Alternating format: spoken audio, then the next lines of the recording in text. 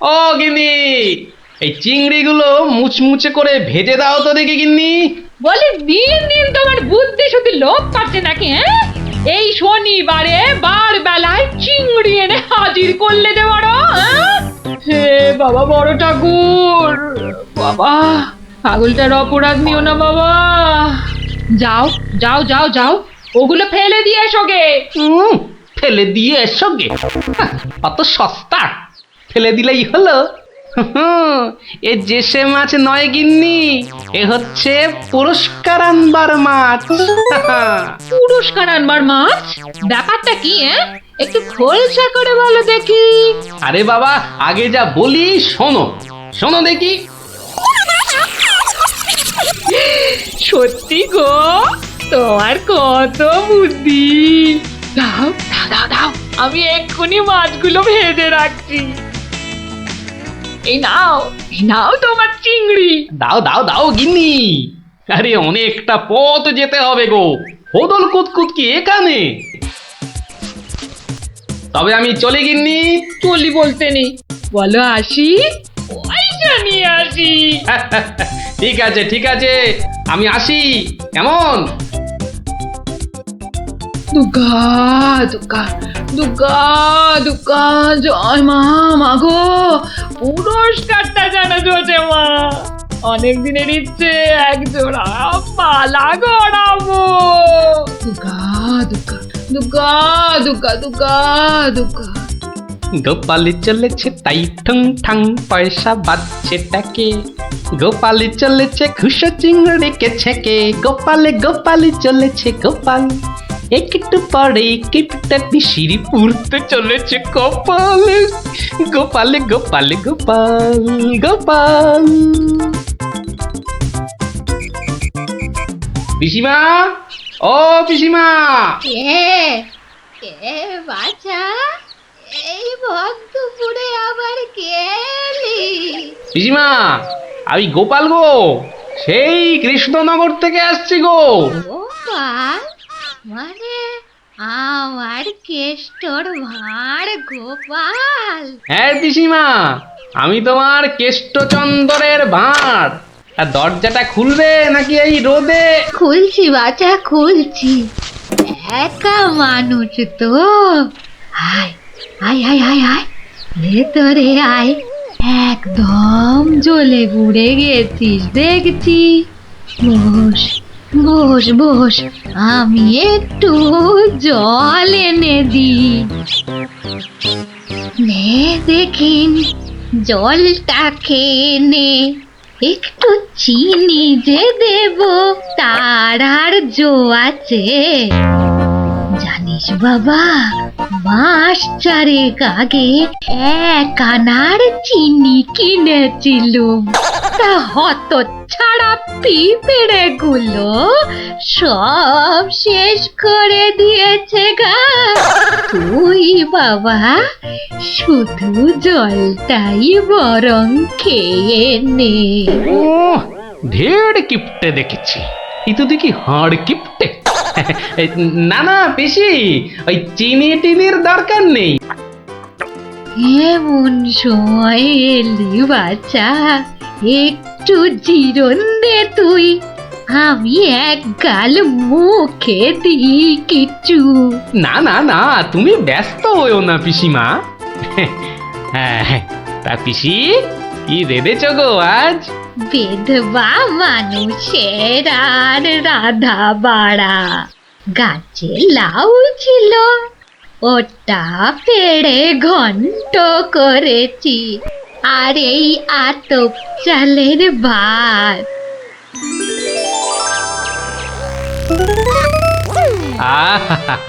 লাউ ঘন্ট, কতদিন যে খাইনি পিসি। আমার তারে খানিক রেখো কিন্তু, এত দূর এলাম, তোমার পাতের একটু পেশাব না নিয়ে যাই কি করে বলো তো? আচ্ছা আচ্ছা, আমি নয় খাবার শেষে পাতে খানিকটা রেখে দেব খন, তুই খেয়ে নিস। খানিক বেশি করে রেখো পিসিমা, অনেকটা হাঁটতে হাঁটতে এসেছি তো, ও খিদেটাও চাগার দিয়ে উঠেছে বুঝলে। একা লোকের রান্না, বেশি কোথায় পাবো শুনি? তা আমি একটু কম খেয়ে না হয় তোর জন্য রেখে দেব। হতভাগাটা আসার আর সময় পেল না, ঠিক খাবার সময় এসে হাজির। নে গোপাল, আমার হয়ে গেছে, তুই খেতে বস। আমি হাতটা ধুয়ে আসি, কেমন? এক আনার চিনি 4 মাস। এবার বলি দেখো, আজ তোমার আমি কিপটেমি বার করে ছাড়বো। কই রে গোপাল, বসেছি? নে নে নে, আগে খেয়ে নে, পরে তোদের সব গল্প শুনবো। তা রান্না বান্না কেমন হয়েছে রে গোপাল? অতি উত্তম। সত্যি বলতে কি পিসিমা, এই কতদিন যে লাউ চিংড়ি খাইনি, কি বলবো তোমায়। আরেকটু হবে নাকি পিসিমা? কি বললি? লাউ চিংড়ি? তোরে কি মাথা খারাপ হয়ে গেল নাকি রে গোপাল? আমি বেদবা মানুষ, চিংড়ি মাছ আমায় খেতে আছে যে না দেবো? বললেই হলো পিসিমা, তুমি না রাঁধলে থালায় এলো কি করে শুনি? এই দেখো। কিন্তু আমি তো কই কই কই কই দেখি। হরি হরি হরি হরি হরি হরি। তুমি নিজেই তো দেখলে পিসিমা। সত্যি কথা বলতে কি, ওই বিধবা হলেও একাদিন খেতে দোষ নেই পিসিমা। তাছাড়া এই কথা ওই তুমি আর আমি শুধু জানলাম পিসিমা। বাবা গোপাল, তোর দুটি হাতে ধরে বাবা, এ কথা তুই কাউকে বলিস নে যেন। এ সত্যি না বাবা, সত্যি না। তা না হয় হলো, কিন্তু ওই মহারাজ যদি আমাকে জিজ্ঞেস করেন, তুমি তো জানো পিসিমা, আমি আমার বউকেও মিথ্যা বলতে পারি, কিন্তু মহারাজকে আমি পারবো না পিসিমা। কেষ্ট যেমন তোদের মহারাজ, আমিও তো তার পিসি নাকি? নে নে বাবা, এই কটা টাকা রাখ, কিন্তু তুমি আমাকে ভারী ফ্যাসাদে ফেললে পিসিমা। মহারাজকে মিথ্যা বলতে গেলে না পিসিমা, আরো কিছু ছাড়তে হবে। আরো? নে নে দেখ, এতে কত আছে। দেখি দেখি দেখি, একটু বেশি পেলেই ভালো হতো। তা এর বেশি নেই যখন, তখন দেখিস বাবা, এই বেদবার সম্মানটা বাঁচাস বাবা। তুমি নিশ্চিন্তে থাকো পিসিমা, আমার কথার নড়চড় হবার নয়।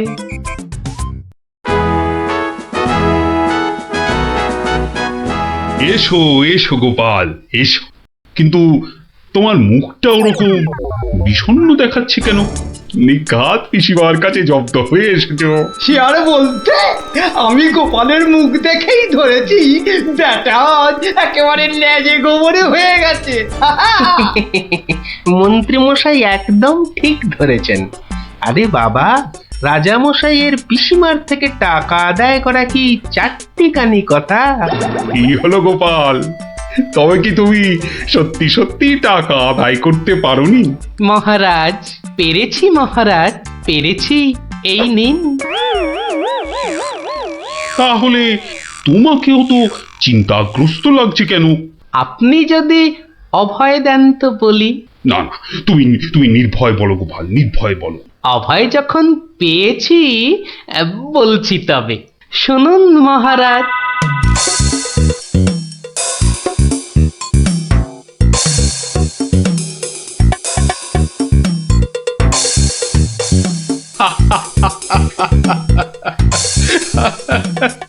তোমার তোমার তুলনা নেই গোপাল, সত্যি তোমার তুলনা নেই।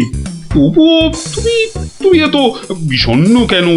আগে আপনার বিধবা পিসিকে ঠকিয়ে না না গোপাল, একদম নয়। আমি তো শুধু টাকা আদায় করতে বলেছিলাম, অন্য কোনো শর্ত তো ছিল না। তুমি তোমার বুদ্ধি দিয়ে যে কাজ করেছো তাতে আমি খুব খুশি। তাও মহারাজ। তুমি তুমি চিন্তা ছাড়ো গোপাল, চিন্তা ছাড়ো। কালই আমি কোন অনুচরকে পিসিমার কাছে পাঠাবো, সব ঘটনা সবিস্তারে জানিয়ে আমি ক্ষমা চেয়ে নেব। আর হ্যাঁ, তোমাকে দেওয়া পিসিমার টাকার 4 গুণ আমি ফেরত পাঠাবো। এবার আমি শান্তি পেলাম মহারাজ, আপনি যথার্থই ন্যায় বিচারক। এই নাও তোমার পুরস্কারের অর্থ। তাহলে গোপাল দাদু তুমি সবার হিসেব উল্টে দিলে, কি বলো? হ্যাঁ, ঠিক বলেছিস গুলটে, দিলুম সব হিসেব উল্টে। আর নয়, সন্ধে হয়ে এলো, এবার সবাই গিয়ে পড়তে বসগে, আমিও এবার উঠি।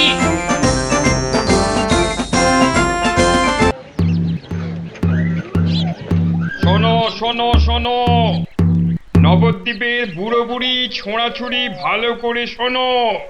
মহারাজ কৃষ্ণচন্দ্র আদেশ করেছেন, গায়ে গঞ্জে কারোর অসুখ বিসুখ করলে সঙ্গে সঙ্গে ওনার তৈরি চিকিৎসালয় নিয়ে যেতে হবে।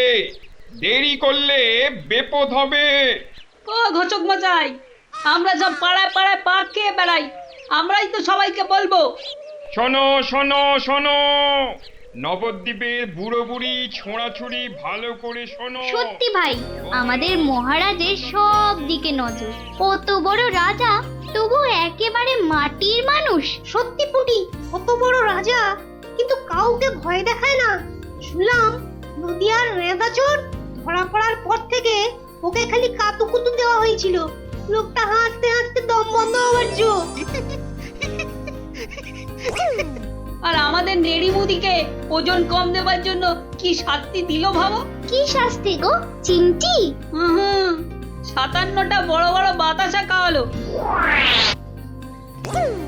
নো জল, নট কিচ্ছু। এসব তো আমাদের রাজা মশাইকেই মানায়। আসলে এসব গোপাল দাদুর বুদ্ধি। ঠিক বলেছিস। তা সে কি রে, সকাল বেলায় সবাই একেবারে বাড়িতে হাজির। হ্যাঁ, কি ব্যাপার ন্যাপলা? গোপাল দাদু, আজ সকালেই রাজামশাই ঢেড়াদার ঢেড়া পিটিয়েছে। কারোর অসুখ করলে সময় নষ্ট না করে চিকিৎসালয়ে নিয়ে যেতে হবে। এই জন্য সপ্তদ্বীপে অত বাচ্চা কদিনে মরে গেল। কি দুঃখ! ওই ঢেড়া দেবার বুদ্ধি তার মাথায় এলো গোপাল দাদু? নিশ্চয়ই তোমার। না রে বাপু না, আমি হলাম গিয়ে গোপাল ভা। এ বুদ্ধি আমার আসে নাকি বল? হ্যাঁ, তাহলে রাজামশাইয়ের বুদ্ধি? রাজা মশাইয়েরও না। তাহলে কার বুদ্ধি? এই হলো আমাদের রাজবৈদ্য মহাশয়ের, বুঝলি? কত বড় কবিরাজ তিনি, তার চিকিৎসার গুণে মৃত্যুও হেরে যায়। ভাগ্যিস ওর মতো লোককে ঠিক মতো রাজবৈদ্য নির্বাচন করা হয়েছিল। ইলেভেলের লোক তো আর কম আসেনি। কি করে নির্বাচন করা হলো গোপাল দাদু? সে এক ব্যাপার, বুঝলি? মস্ত ব্যাপার, শুনি নাকি? শুরু করো গোপাল দাদু। শোন তাহলে, সে বছর খুব গরম পড়েছিল, প্রাণ একেবারে হাই যাকে বলে। ঘরে ঘরে অসুখ। এই সময়ে রাজামশাইয়ের চিকিৎসালয়ের যে বড় কবিরাজ, তিনি চলে গেলেন কাশীতে। যা বাবা, সে তো মহা বিপদের কথা, ভাববার কথা। সে আর বলতে, সবচেয়ে ভাবনা হলো রাজামশাইয়ের। প্রজাদের শরীরের কথা ভেবে ভেবে রাজামশাইয়ের ঘুম নেই একেবারে। রাজসভায় পাইচারি করে বেড়াচ্ছেন, সভা পণ্ড।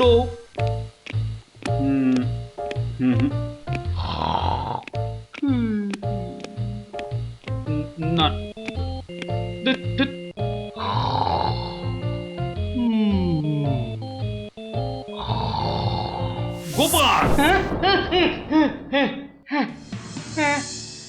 আগে মহারাজ, আপনার মুখ চোখ একেবারে শুকিয়ে গেছে মহারাজ।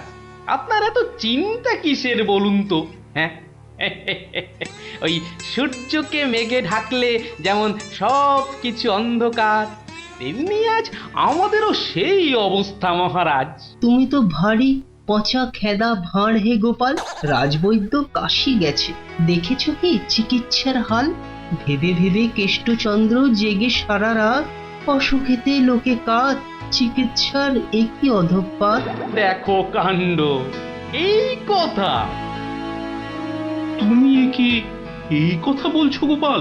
অসুখ নামে কুমির এসেছে রাজ্যে, কেটে লম্বা খাল। আরে আপনি থামুন দেখি রাজকবি। দিন রাত্রি তো তেল দিচ্ছেন রাজামশাইকে। কিন্তু বিপদ তো এসে হাজির গোপাল। কবিরাজ পাওয়া শক্ত হবে না গোপাল, কিন্তু উপযুক্ত রাজবৈদ্য নির্বাচন করব কিভাবে? তার হাতেই তো সব ভার দিতে হবে। সে তো কম কথা নয়। সত্যি কি যে হবে, রাজবৈদ্য নেই ভাবলেই পেটটা কেমন গুড়ুগুড়ু করছে মহারাজ। বড় ভয়ঙ্কর ব্যাপার। কি করে ঠিক ঠিক রাজবৈদ্য নির্বাচন করব সেই চিন্তাই এখন করছি। রাজামশাই যদি অভয় দেন, তাহলে সবচেয়ে গুণী রাজবৈদ্যকে আমি নির্বাচন করে দেব। তুমি ভাঁড় করবে রাজবৈদ্য নির্বাচন?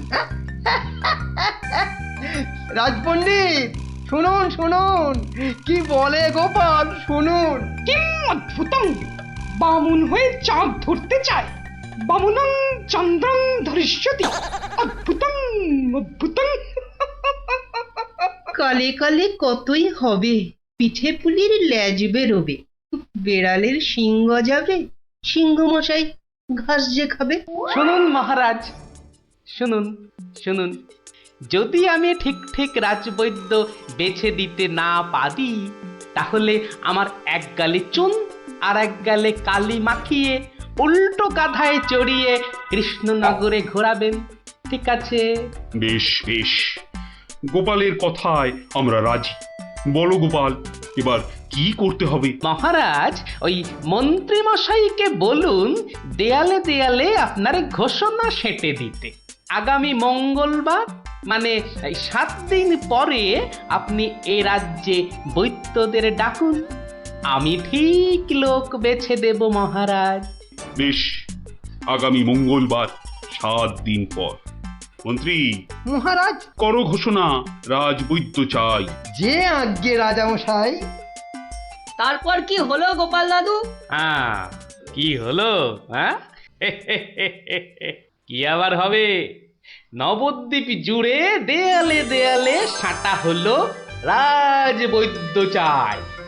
পরের মঙ্গলবার হই হই কাণ্ড, সবাই চায় রাজবৈদ্য হতে।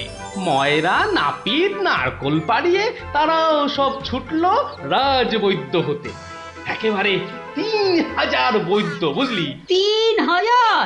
মহারাজ কৃষ্ণচন্দ্র তো গুণী মানুষ, তিনি 3000 জনের থেকে 3 জনকে বেছে দিলেন।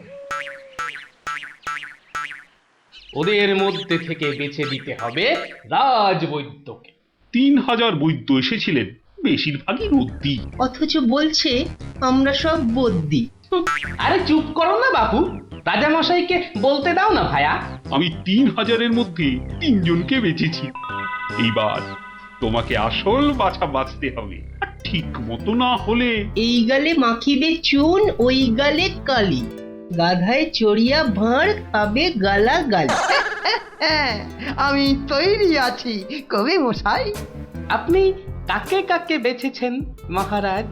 মন্ত্রী মশাই, ডাকুন ওদের, এটা আপনার কর্ম। প্রথম বৈদ্য এসেছেন সেই সুদূর কিষ্কিন্ধা থেকে, নাম শ্রী শ্রীল আয়ু আচার্য দন্তলাবণ্য মহার্ণব। কোথায় কোথায়? আসুন আসুন মহার্ণব মশাই, এগিয়ে আসুন এগিয়ে আসুন। দ্বিতীয় বৈদ্য দ্বিতীয় বৈদ্য এসেছেন অলকাপুর থেকে। ওনার নাম হলো মম নাম পিণ্ডাইকরণ কবিরাজন পুঙ্গবং চরক শাস্ত্রী। দেখো কাণ্ড, এত বড় বড় নাম মনে রাখা ভয়ানক শক্ত বুদ্ধি মশাই। আমি ওনাকে বলবো আচার্য মশাই, আর আপনাকে বলবো শাস্ত্রী মশাই। মন্ত্রী মশাই, এবার তৃতীয় কবিরাজকে ডাকুন। তৃতীয় কবিরাজের নামটা বড় ছোট, শাস্ত্রী নয়, আচার্য নয়, নবদ্বীপের লোক। খুব বয়স হয়েছে। ওর নাম হলো, আমাকে লোকে বলে বুড়ো কবিরাজ। কি কি রোগের চিকিৎসা করেছেন একবার বলে দিন। বলতে গেলে আমি কোনো রোগেরই চিকিৎসা করি না, একদম আকার। অথচ আমায় যদি বলতে বলেন, এক নিঃশ্বাসে ৭৩,০০০ রোগ বলে যাব। হ্যাঁ, ওলাউটো, পেঁজরা, খোস, কাশি, সর্দি গর্মি, তরকা, কম্প, ঝম্প, শ্বেত সার, কত হলো? কে এমন মূর্খ আছে যে গুনবে ভারমশাই? ও যদি ৭৩,০০০ রোগের নাম বলে, আমি বলবো ৮৩ লাখ। সব বড় বড় রোগ, সর্দি কাশির মতো নাতি নাতনি রোগ নয়। শুনুন তাহলে, যক্ষা, রক্তাম্বু, অস্থিবাস, বেগুন চোরা, দাপট কাঁটা, তে আটকা, মরা মাছ, হাঁস পোকা। থামো থামো থামো, ও এ তো কানের পোকা, নাড়িয়ে ছেড়ে দেবে। শুধু কানে কেন মহারাজ, কানে, বগলে, নখে, সর্বত্রই পোকা নড়বে, তবে আমার নাম শাস্ত্রী। গোপাল, আর বিলম্ব করলে দেশত্যাগী হব বলে দিলাম। বেশ বেশ মহারাজ, আমি শুরু করি। আচার্য মশাই। আচার্য মশাই, এগিয়ে আসুন, এগিয়ে আসুন। না না না না, আসতে হবে না, আসতে হবে না। বলছিলাম কি, ওই কৃষ্ণনগরের দেওয়ালে দেওয়ালে লেখা হলো রাজবৈদ্য চাই। আপনি বিদেশের লোক, কি করে খবর পেলেন? সে পেতেই পারে গোপাল, মহারাজ কৃষ্ণচন্দ্রের রাজবৈদ্য বলে কথা, কম ব্যাপার নয়, বুঝেছো? বুঝেছি, সে যাকে। কবিরাজ মশাইগণ, সভাসদগণ, আপনারা সবাই জানেন আমাদের শাস্ত্রে একটা কথা আছে, শতং মারি ভবেত বৈদ্য। যে কবিরাজ যত বেশি মারতে পারবে সে তত বড় বৈদ্য। নিন আচার্য মশাই, আপনি বলুন কজন মরেছে এ পর্যন্ত? কি করে হুট করে বলি? বলুন বলুন, ওই ২-৪টে কম বেশি হলে সেটা কিছু হবে না। তা ধরেন মোট রোগী দেখেছি ৩,৮০৬ জন গতকাল পর্যন্ত। হাততালি হাততালি হাততালি। এবার বলুন আচার্য মশাই, তাদের মধ্যে মেরেছেন কজনকে? মানে কজন মরেছে আর কি। একেবারে ২৫০০০। যমরাজের ঘরে পাঠিয়ে আমি কবিরাজ। আরে দূর দূর, নাবালক, দুগ্ধপোষ্য, ২৫০০ মেরেই একেবারে হনুমানের মতো লাফাচ্ছে দেখো। হ্যাঁ, এ কবিরাজি না করে রাজসভায় নাচুক মহারাজ। হ্যাঁ, এ রোজই ২.৫ পো আদা নিম পাতার সঙ্গে বেটে খাওয়া উচিত। আপনি কতজন রোগী দেখেছেন শাস্ত্রী মশাই? ১৫০০ হবে, কি বলো? আমি দেখেছি ১৮,৭৭১ জন, মরেছে ১৮,৩০০। লোকে আমার দেশে আমার ছবি রেখে চরণামৃত খায়, বুঝেছেন?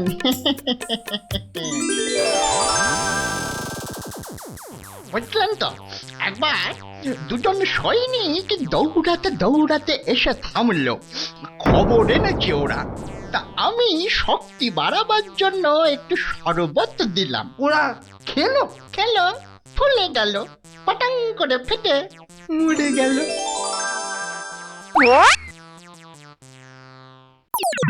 এ কি, আপনি কোথায় যাচ্ছেন? আরে পাকড়ো পাকড়ো। আপনি কোথায় পালাচ্ছেন দাদু মশাই? আমাকে ছেড়ে দিন মশাই, আমি এদের মতো অত গুণী নই। সে কি, রোগী দেখেননি আপনি? দেখেছি মশাই, কিন্তু বড় কম। কেন কম কেন? আমি যে রোগ হতেই দিই না। আমার গুরু আমায় শিখিয়েছেন, রোগের কারণগুলো নষ্ট করে দিলে রোগই হবে না। আমি যে তাই করি। কত রোগী এতদিন দেখেছেন কবিরাজ মশাই? সারা জীবনে আমি দেখেছি 1000 খানেক রোগী, আর মরেছে মাত্র 30 জন। তাতেই আমার লজ্জা করে।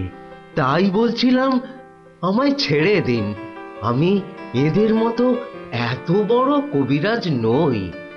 আমি বড় তুচ্ছ, এখানে এসে খুব ভুল করেছি। কিন্তু কবিরাজ মশাই, এখানে না এলে আপনি আরো ভুল করতেন যে। কারণ মহারাজ কৃষ্ণচন্দ্র আপনার মতন রাজবৈদ্যকেই খুঁজছেন। যে কবিরাজ রোগের কারণগুলো নষ্ট করে দেন, তিনিই যে শ্রেষ্ঠ। যে কবিরাজ রোগীর মৃত্যু হলে দুঃখ পায়, লজ্জা পায়, তিনিই তো শ্রেষ্ঠ। মহারাজ, এই আমার শ্রেষ্ঠ কবিরাজ। নির্বাচন শেষ মহারাজ। সাবাস গোপাল, সাবাস।